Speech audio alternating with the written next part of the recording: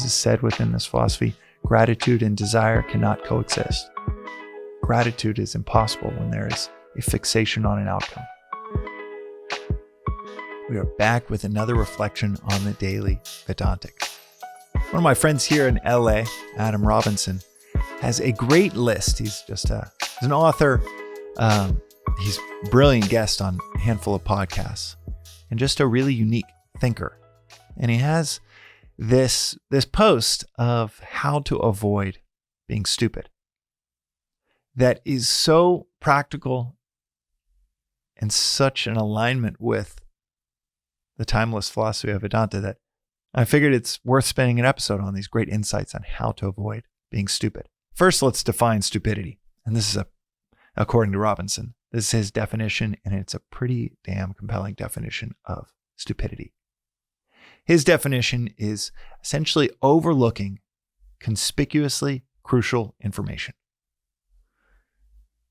You reach for something and you touch a live wire and electrocute yourself. You perform the wrong surgery on the wrong leg as a surgeon, and incredible mistake. You overlook someone great at work because of prejudice or because of just too much going on. You make or say that one wrong thing, that worst thing you could have said in that moment, that makes, especially to a significant other, 2 weeks of being in the doghouse. All of these things, all of these acts would fit under that definition of stupidity. And he said there are 7 factors that contribute to us overlooking conspicuous, so it's out in the open, crucial information, not hidden crucial information, but the 7 factors that lead to overlooking conspicuously crucial information. But the 7 factors that overlook conspicuous crucial information are as follows. And this is in no particular order. It's 1, being outside your normal environment or routines. So, like you're traveling and there's a 3-hour time difference. It's waking up at a random time in a random room outside of your routines. Be on high alert that, I could be prone to make a mistake right now and lead up to some big meeting or a family event. Where it comes into the philosophical side of things is within Vedanta, there is a huge importance placed on standardization. Wear just a few things each day. Wake up every morning at the exact same time. Have the same routine to get your day started. Don't get caught up in trying to chase 2, 3, 4 different goals. Focus on one at a time. Certainly don't get caught up in fashions and trends, because those are not only by definition changing every fleeting moment, but it's other people just trying to get you to buy stuff. And if you play that game, you're always behind the 8 ball. But that's the first of the 7 factors that can lead to stupidity, being outside your normal environment or changing your routines. 2 is being in the presence of a group. So when are we prone to being idiots? It's when we're in a group of 3, 4, 5, 7 people that in herd mentality just say, okay, this is what we should do, or this is what should happen next. And we go along with it because we think, well, seven minds are better than one. And according to Robinson and according to Vedantic philosophy, no, 7 minds are not better than one. Certainly wisdom of the crowds exists. Taking information from all kinds of different sources, but synthesize that information for yourself.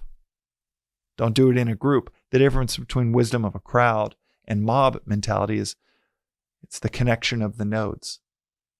If you have 7 people all connected in a dinner, 70 people in a protest, you can pretty much guarantee you're not going to get the highest decision making. You're actually going to get probably the lowest common denominator decision making versus asking 7 different people all disconnected from one another advice on a problem you might have. But the presence of a group is the second factor he listed. And yeah, this philosophy is very clear. Be careful of herd mentality. 3, being in the presence of an expert, or if you yourself are an expert. This one's fascinating. Being in the presence of an expert, in the same way you'd outsource your thinking to a group, you just outsource it to what you perceive as an expert. Where you say, okay, well, I don't know. And I'm not going to think through this for myself. I'm just going to trust the expert. Be like a co-pilot, just kind of just checking out and being like, yeah, whatever you say, pilot. The whole point of a co-pilot is to double check the decisions being made. Checks and balances of 3 parts of the government. It's not to be like, hey, I can be asleep at the wheel because we have an executive branch. But what's interesting about this one is that it also says, if you're an expert, you're prone to stupidity. Instead of, I don't know, let me outsource my thinking and not think for myself. It's the opposite. It's, I know. I don't need to take in any information from anyone else, especially not a co-pilot that's junior to me. I'm the expert. We say it quite often on this podcast that it's the root of unwise decisions, the root of unwise perspective in life is the 2 words, I know. That's literally when we put our blinders on and just run 20 miles an hour is when we're saying, I know. Or when we're saying, oh, I got this. I know what to do. I don't need to take the temperature of the team or family. I just know what needs to be done. So when you are the expert, prone to stupidity. 4 is doing any task that requires intense focus. This is pretty straightforward. If the task requires intense focus and you aren't great at concentrating because you have 5, 6, 7, 10 different distractions. You got 12 wayward desires, all pulling you in different directions. It's nearly impossible to focus intensely. But like I said earlier, instead of 4 goals at the same time, you have this ability to dial down through consistent approach to one single goal, let's say in your work life, one single goal over the next 30 days. You outline that goal, you work backwards from it, and you're marching towards that same simple goal by day 2, by day 3, by day 4. You just subconsciously know that's the goal you're working towards. And that intense focus is much easier than, well, I got 4 goals over the next 30 days, all in kind of different directions. And each day I'm thinking about a different one. It's the equivalent of, as the Buddhists say, the 10,000 things, desiring 10,000 different things. Pulling our already distractible monkey mind in even more directions. So when it requires intense focus, make sure there's the right preparation. The right, and this philosophy would say, the right assessment of what's going to be required from you. Stillness, the right space, the right time of day for that intense focus. The 5th factor is information overload. Similar to focus and concentration, the ability to zero in on a single thought and goal to the exclusion of all others. A cousin to that is information overload. If you're crossing a field, this is an example given in cognitive science. If you're crossing a field, you want to get to the other side of, let's say, 100-foot field. There is infinite information you could gather. If you're just constantly in research mode, there's quite literally infinite data points that you could gather to walk those 100 feet. But the point is to get to the other side of the field. Sure, you don't want to waste a whole lot of energy. You don't want to go in the wrong direction. But the point is to get across to the other side, not to gather as much information as possible, because it could never end. Gathering the wind, the topography, the soil, what kind of shoes would be best, what exact angle would be best, what time of day, the pull from the moon. I mean, you could literally come up with infinite data points to doing something super simple. Imagine all the information gathering that we do when something really matters, or it feels like, okay, this is going to be a really hard task. Don't overload ourselves with information. This philosophy is really straightforward when it comes to what should we do at nearly any moment. It is action. Work, work, work, work, work. Karma, ideally, and this is where karma yoga, which is not just action, but unselfish action, service, is perhaps a better term here. And that, yes, this philosophy is about action, action, action. But ideally, it's unselfish action.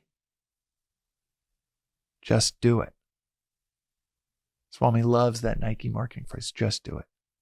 Because whether you get it right or wrong, you're going to learn.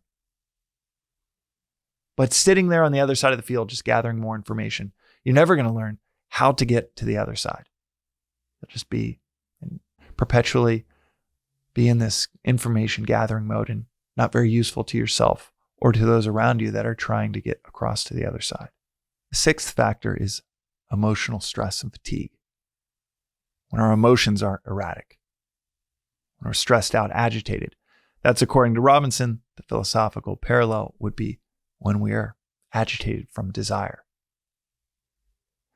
When we're agitated, it's like adding noise into the machine. Everything that it's trying to do now has all of this extra noise in it. You add extra noise into an audio signal, it gets distorted. You can barely hear the guitar.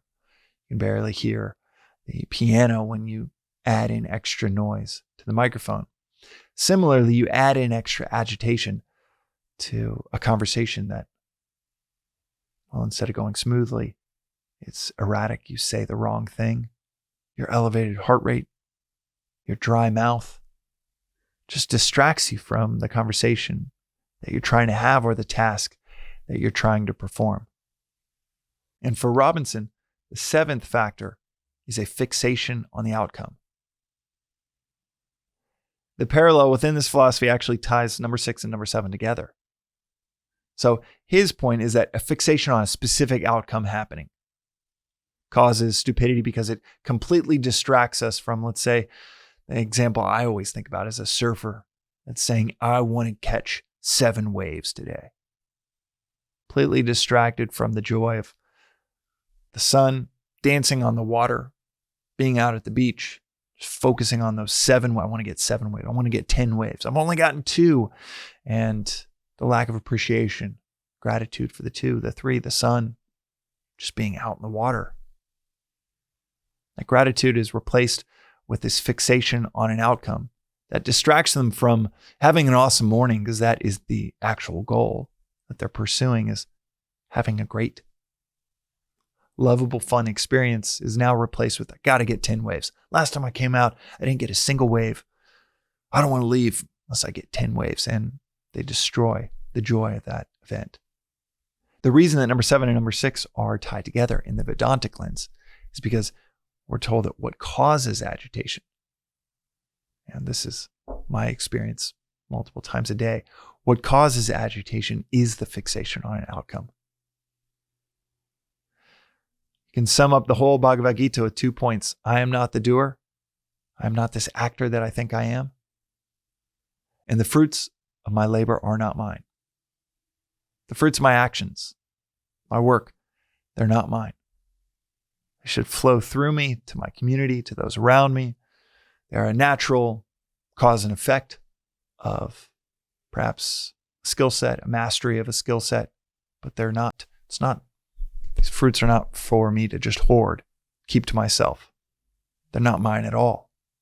And this 7th factor, that fixation on outcome, so much of the time, it's not just catching 7 or 10 waves. It's hitting some financial milestones that, I can benefit. And now it looks like that might be in jeopardy. Oh no, I'm totally unstable, totally insecure on this milestone. This personal, selfish stability that, it was within reach before and now it's not. Causing this agitation. Stress within Vedanta is defined as mental agitation from unfulfilled desire. That unfulfilled desire that is reinforced by a fixation on a certain outcome happening throws our emotions around like crazy. It's like trying to drive a car while bouncing around from the front seat to the back seat. Bouncing on the roof. You can't even reach the steering wheel because your attention is just going in a million directions because of that agitation. The source of that agitation is this seventh factor, this fixation on an outcome. Instead of going out and saying, hey, catch whatever waves we can, even if we catch zero, is there still anything to be grateful for? As is said within this philosophy, gratitude and desire cannot coexist. So when we choose to place our attention on gratitude, desire cannot coexist with that. Gratitude is impossible when there is a fixation on an outcome. A fixation on an outcome, this seventh factor, is the antithesis of gratitude. And gratitude is essentially just a synonym for awareness. So what is a quick and easy way to become unaware of conspicuously crucial information? It's to choose desire over gratitude and to fixate on an outcome.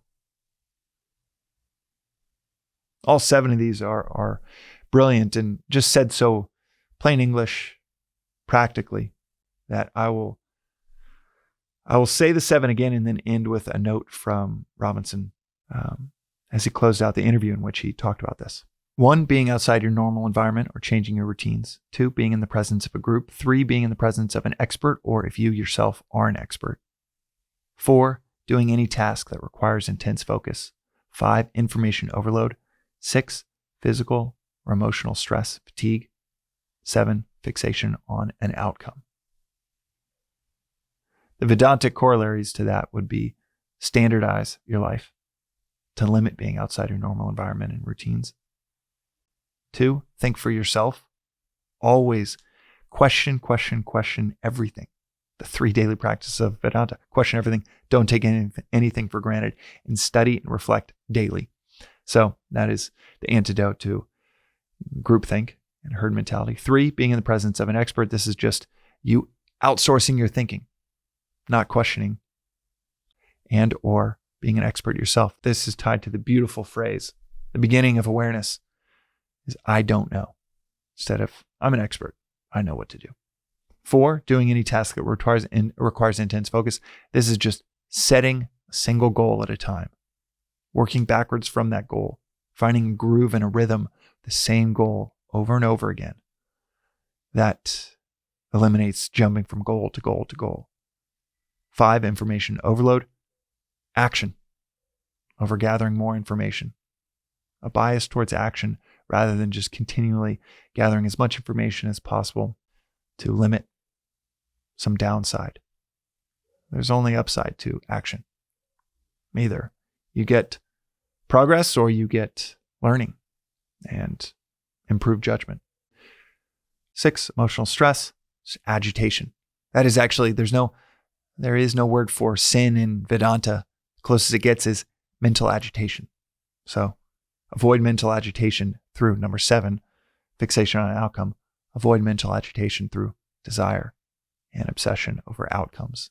Fruits, selfish fruits of our labor. And the last thing I'll mention is something that Adam mentioned at the end of this conversation where he talks about these 7 factors. All 7 factors are uniquely present in U.S. hospitals. All 7. This will astonish you.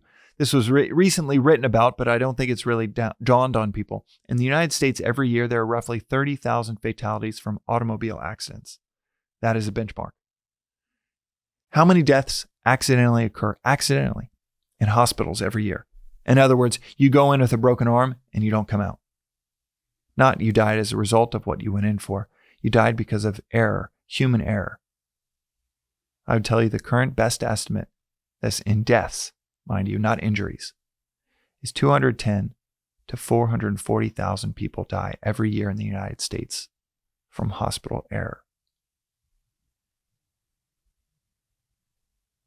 Stupidity for ourselves and those around us isn't just a mild annoyance.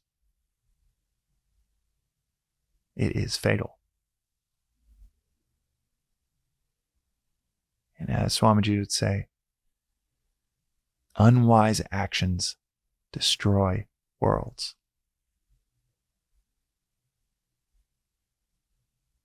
These factors and principles within this philosophy are not just for a more convenient life,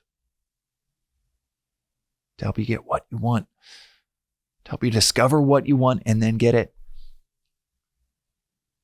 Sure, it helps with the efficiency and those things. But even more dire is that when we act against our better judgment and our better interests, it isn't stubbing your toe. It isn't just you get there slower. You not only don't get there at all, but you destroy worlds. Destroy worlds on your way to not getting what you want. That's today's reflection on the Daily Vedantic. We'll see you next time.